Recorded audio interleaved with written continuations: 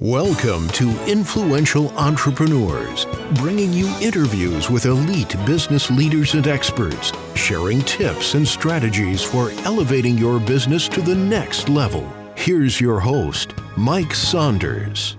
Hello and welcome to this episode of Influential Entrepreneurs. This is Mike Saunders, the Authority Positioning Coach. Today we have with us Steve Calascione, who's the founder of Success with Class. Steve, welcome to the program. Pleasure to be here, Mike. Really excited. Thank you for having me. Yeah, me too. I always love when you can look at someone's website or business name or email address and kind of surmise the story behind the name. So Success with Class. I'm excited to hear what you're doing. But get us started first with your background and tell us a little bit about your story and how you got into the industry.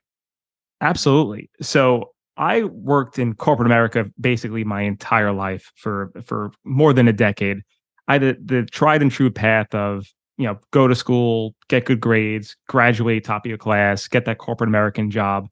And honestly, I wasn't surrounded by any entrepreneurs. And that's kind of what I thought the golden ticket was of success, of climbing the corporate ladder.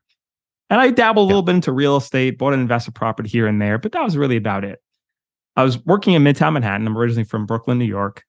And right around COVID, as that was occurring, I was in the event planning industry and events in general.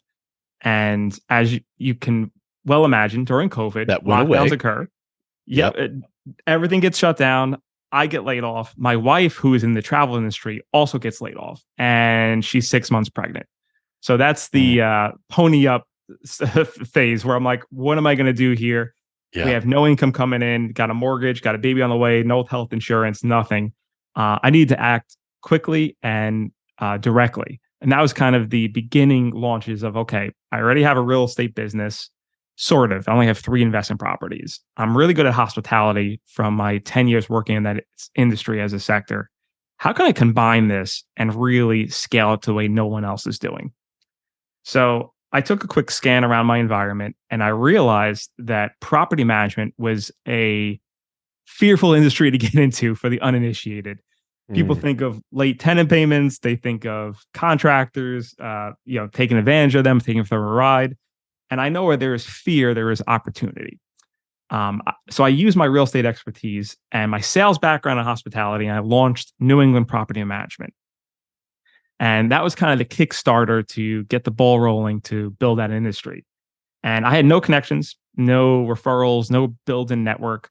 So I decided to go the Google Ads route and just really create a killer funnel to try to get leads into the door. And lo and behold, I created a really compelling offer. I started almost instantly getting some traction in the New York City region and slowly scaled that business out to the point where we actually just sold just a couple of weeks ago, I'm proud to say. And there's a lot in between here and now, which we can certainly get into, but that's a brief synopsis of how I got started in the industry. It was almost a forced necessity. And thank God I did, Mike, because I would have still been in corporate America. Sometimes it takes that shove that we don't plan or have no control over. Like, for instance, I'm not going to get into my story, but my story is the exact same way as yours coming out of corporate America. But it started in 2008 when the whole economic crisis housing hit, because I was in the mortgage banking industry and it's like, uh-oh. And so that started my story. But guess what? We both did. You and I both did this. We took a bold step. We applied Tony Robbins' KANI, constant and never-ending improvement. You take a step, you learn, you tweak, you iterate, and then you improve and improve. And then now, look what you're doing here with Success with Class. You've achieved a certain level of success with Class, and now you're teaching people. Now, does this mean that you have attained and will never improve again? I don't think you would think that. You're pretty much saying to people, hey, let's go through this jungle. I've got a 10-foot swath of path here with my machete. I'm clearing the way. Follow me. And we're going to do it together. And I'm going to point out the pitfalls of where I've learned from. And I think that is, to me, the epitome of true leadership in the sense of coaching and encouraging and motivating people. So I just love that origin story. Yeah, thank you, Mike. I couldn't agree more. Ever the learner. Every day, I try to obtain some knowledge I didn't have the day before. Yep. Exactly. So now you have scaled 3 companies. You've sold this one. You're getting ready to take your, now your level of success with this new venture, success with Class. What is success with Class? Is I mean, obviously it is, striving to be successful, but is there a certain methodology that you follow that you then will be teaching your clients and students? Absolutely. And I'll give you a quick background on the name of Class. So I was a DJ for about 10 years. And as we quickly had a powwow before we hit record here, my last name's a tough Italian last name. And I noticed people having difficulty pronouncing it. So a buddy of mine named Anthony, he gave me the name Steve Class. He said, "You're a pretty classy guy. We kind of merged your last name a little bit there." Neat. And it stuck. So I Neat. figured, yeah, carrying out the name was a cool concept that's been 10 years in the working. But to answer your question, basically, I earned my battle scars. I went through this crazy journey of entrepreneurship, of highs and lows, making every mistake you could imagine underneath the sun, and building out these 3 businesses. And it really wasn't until just 2 years ago that I noticed the system I implemented that I started to scale. And that system comes in with having a really killer, purpose-driven sales and marketing funnel where you're capturing someone's attention based on their pain points and building out a system that speaks to what their specific needs are. And the way I've done that is particularly into property management, saying, I know that you're fearful of having eviction. We offer eviction guarantees. I know you're fearful of potentially handling a bad contractor that's going to take you for a ride. We have our money back guarantee that our contractors have vetted and preferred. So I built up this rapport and assurances before they even get on a phone call with me, based on this marketing campaign and having these really good video sales letters or VSL letters that have gone out once someone submits an inquiry on our website. And I did that with intentionality. And as far as scalability purposes, I implement something that I would call cross-selling. I noticed as I was building out my property management company that I was paying outside vendors multiple 6 figures to issue, in this case, repairs. So I would pay a handyman, a carpenter, a plumber to help during a turnover when a tenant moved out. And I said to myself, I bet I can internalize this based on the amount of money I know I'm already paying these gentlemen and bring this in-house. And I did that by finding an excellent operator who happened to be my father, who was in the construction industry with 30 years experience. So I tapped into my own network here and I said, look, Dad, I can handle all the sales and marketing. I'll set them up for you to knock them down. And I encourage any other business owners listening, if you can find a really good A-level player operator in any sphere of business that you want to expand on, that's been my key to success. So instead of me giving strangers multiple 6 figures, now we were created a multiple 6-figure business overnight because we just switched off the faucet on them and turned it on for us. And I did the that need was there and the money was already going out. You may as well put it in your pocket and have qualified, vetted people that probably was even delivering a level of service a little bit better anyway, because the value that your dad or whoever that someone would pick. So I think that's a stellar point. For sure. And you build out, the hardest part in any relationship with a new client is the know, like, and trust factor. And if you already have that by building out that know, like, and trust when you first get a client onboarded, it's much easier now to sell them on a secondary product that is within your company's wheelhouse. So you can skip over the relationship side of it because you already have that really core foundation. And I was like, hey, by the way, we can control this process a lot better now by internalizing it. Are we good to kind of use our own contracts to do this work? As long as you're upfront with them, 99% of my clients said yes. And away we went off to the races. So now you have one company feeding into the other. And that naturally led to a third company, which was real estate brokerage, because now I'm already managing the property, already doing the construction. And the life cycle of real estate is that occasionally people have to sell or they want to cash out, especially in this market, which in the Northeast is still quite hot. So we open up the brokerage. And that's part of the core 3 that I teach and espouse to my coaching clients. What we're really aiming for is creating that really great sales and marketing funnel to then implement to get your foundation. And once we perfect your one product, then we can start expanding on your other products or services to really up the ante on any service-based entrepreneurs out there. And I would even suggest, based on what you just said, how do you know what the next offering would be? Well, you listen. You listen to your current clients and you hear updates, feedback, more pain points, and you're like, oh, yeah, that is frustrating. Hey, why don't I just fix that for you? Oh, what do you mean? Well, if I could do blah, blah, blah, whatever. And if you're fixing it for this client A, then you now can replicate that to all your clients, because if client A has that problem or that need or that pain, then most people would. So I think that is spectacular. And I want to dive in just a little bit deeper on where we're talking about here, pain points. So if you are launching something for a specific target market and you personally think, oh, the pain points are, you might be a little myopic and think, the pain points are XYZ, but in reality, until you do a specific outbound research to your target audience, you might discover that there's some pain points that are like way more beneficial. How do you coach your clients to discover those pain points so that you can start building authoritative content around those to provide the solution?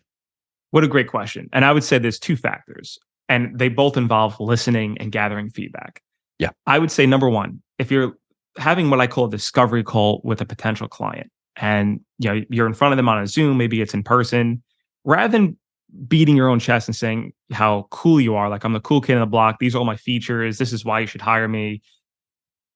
Be quiet, listen, ask pointing questions of like, what led you to have this phone call with me? What are you experiencing? In my industry, it could be maybe they're dealing with an eviction, or maybe they're a real estate investor looking to expand their portfolio. Whatever the avenue happens to be, let them tell you, not you tell them. Because if the more poignant questions you can ask, the more you're going to be peeling back this onion to get to the core problem. Because what I have encountered with other business owners on my coaching service is that everyone thinks they have a lead generation problem. But when you really start asking these questions, it's not the lead generation of getting clients in the door. Maybe it's the fulfillment, or maybe it's the conversions. But until you start asking those questions, you're not going to have a clear-cut answer. And number two is, if you're starting out, the split testing. Split test your ads, split test your cold outreach and your email marketing. You'll start to see what has the bigger open rates, what gains more comments, what gains more traction. Then that's the gem you need to say, aha, I'm onto something here. Let me pay a little bit closer attention to this. And I think it's like you said, it might not be a lead gen problem. It might be something else that is like, oh yeah. And I would submit to you that it's a credibility issue. And there's a lot of solutions there. And I provide credibility solutions. But here's what I would suggest that you are, or an observation that I'm sure you agree with, which is when you listen and ask those questions, when you're asking pointed, deep, insightful questions, people don't feel like you're selling them. They feel like you're engaging them and asking their opinion. And when you can say, oh, that's a really good point. Hey, what's important to you about whatever that is? And then you're, okay, yeah, that's really good. And if you can go a few levels deep, not 27 levels, because now it's like, come on, let's just talk. But if you can go, hey, Steve, that really is a great point. Now, what's important about that? And you get a couple, 3 levels deep. Now, all of a sudden, you realize that, this one thing that they said surface level is not the real driver and the mover of the needle. The mover of the needle is so that I can take care of my kids because my dad lost his house to foreclosure when I was 12 and I don't want that to happen to my kids. Oh, now I've got something to really talk about. Exactly. Now there's meat on the bone, so to speak. I love that analogy, Mike. And it's also, I think of sales in this way too. You shouldn't have to twist someone's arm to buy your services. Yeah. It should be so intrinsic, so natural that they can't wait to use the service because you uncovered that problem that now you have the solution for, because you went through the notions of actually caring about your clientele and building this relationship. Mm-hmm. So I couldn't agree more with your statement. Have you ever heard of Jeffrey Gitomer, the speaker and writer? I haven't, but I'm going to definitely look him up after this is done. Okay, so Gitomer, Gitomer. He's known for saying people love to buy, but they don't want to be sold. They want to learn enough about your thing, and they want you to teach them enough about it with some good content, whatever that might look like, right? Videos or podcasts or writing or whatever the case is. They want to research it and wrap their head around it so that then when they ask you some questions and you aren't pushy, that they can make a buying decision, but they don't want to be pushed and sold. And I think that's a huge piece that too many people are pushy, and they use outbound techniques, not inbound techniques. And there's nothing wrong with outbound marketing, but pushy sales techniques people don't relate to. And that doesn't mean that you show them what you have and then, okay, call me if you need me. And then 6 months later, nothing. You need to be present and teach. But I think that it's that mentality of teaching and educating and being their advocate and going, hey, here's some things to consider. And now Absolutely. they can make that buying decision. And I think the image of the used car salesman, of that sloppy, Yeah. ill-fitting suit, is unfortunate that a lot of people have that idea for people in the sales industry, because as soon as they hear sales, that's the image that's produced in their mind. Yeah. So our job as great entrepreneurs is to take that image away and really build up that know, like, and trust factor with our clients. And the only way we're going to do that is by uncovering what the real problem is and then building out a solution together, so they Yeah. look forward to working with you to solve this problem. You said know, like, and trust a couple times, and that resonates with me because in some of the work that I do with clients, I teach people how to really dial in your competitive advantage and then know who exactly your target audience is. And then I say, okay, let's talk about some strategic alliances. And I explained it this way. Who already has the KLT factor with your target audience? The know, like, and trust. Because if you want to go after whatever, plumbers, architects, whatever the case is, and yeah, you can go directly to find them and open up conversations and all of that. But wouldn't it be so much more powerful to find a strategic alliance that already has the know, like, and trust with hundreds of those people? Now you're working both angles. And I think that it really is, because Bob Berg is a wonderful writer. He wrote the book Go Giver, and he's known for saying, all things being equal, people want to do business with those that they know, like, and trust. Well, if everything centers around that, from your approach, your demeanor, your teaching, your education, now that sets the stage to close a sale. But in reality, I would like to mentally take a pen and cross out the word close the sale, because in reality, it's opening a relationship. Absolutely.